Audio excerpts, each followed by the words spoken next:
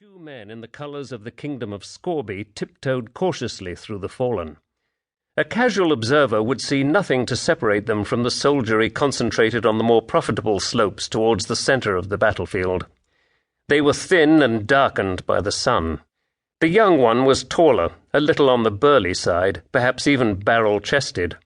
Close-cropped hair sat above an open face framed by ears as large as jug handles.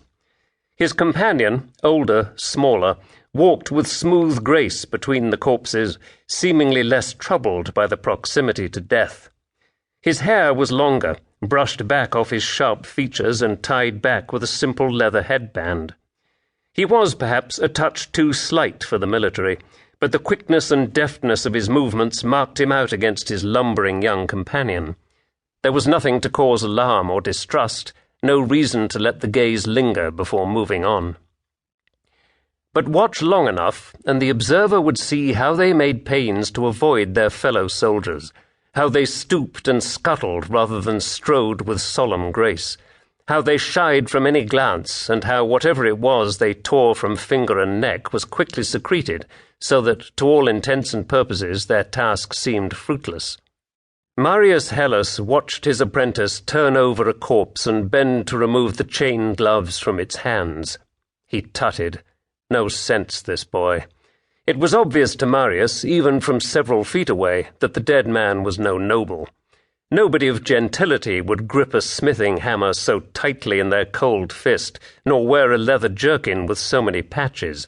The helmet clinging to the dead man's head was of poor manufacture, which accounted for the massive dent that had crushed the corpse's head into such an ovoid shape. Despite all his teachings, the youngster still could not see the obvious and move on to more profitable prospects. Marius hissed, and the young man looked up from his task. "Not that one, Gerd. There!" He jerked his head towards a splash of burgundy cloth waving above a tangle of bodies. "Check that one out." "But this one—" Marius had picked Gerd up whilst on the run from a disastrous money-printing venture in the Italian foothills. Gerd's accent bore the thickness of the mountains. Weeks of roadside elocution practice had done nothing to thin his tongue or round his vowels. An accent is a way to be tracked, Marius had told him over and over, to no avail. He glared, and Gerd, thick as he was, took the hint. "Stupid boy," Marius muttered, and picked his way across the dead soldiers towards the possible prize. Best to get there before the boy, in case Gerd mistook a ring for a wart and did him out of a week's eating. He scanned the corpses to either side as he walked. There, just a few steps away, a flash of checkered cloth that Marius immediately recognized as belonging to the house of the Duke of Lippus, a rich province. He hunched over, close enough to identify the body. One of the Duke's younger sons, sent to this end of the battle to keep him away from the battle-hardened mercenaries of the Italian Empire who had borne the brunt of the main fighting. Marius smiled.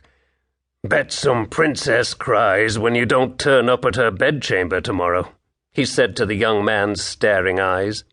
He traced the red slash that separated most of the young heir's jaw from his lower face. His gaze travelled down the boy's armoured body, hands patting and prodding until they discovered a small bag of coins at the waist. He undid it and poured several silver coins into his palm. "Nice," he said, nodding. Within half a minute, 3 rings and a gold charm joined them. Marius glanced towards the distant soldiers. When he was sure nobody was looking in his direction, he rolled his tongue around, generating as much spit as his mouth could hold. One after the other, he began swallowing his prizes. When the last had been forced down his throat, he gasped, then looked to where Gerd was standing over the body to which Marius had directed him. "Gerd!" Gerd made no response. He stood above the corpse, eyes wide, his hands raised to his mouth. Marius glanced at the nearest soldiers. No stare met his. He hissed again. "Gerd, get down to it, boy!" Still Gerd did not move. He began to whimper, each inhalation drawing out a slightly louder noise. Marius shook his head in frustration. This was the last straw. A corpse rat who could not stand the sight of the dead was too much of a liability. If Marius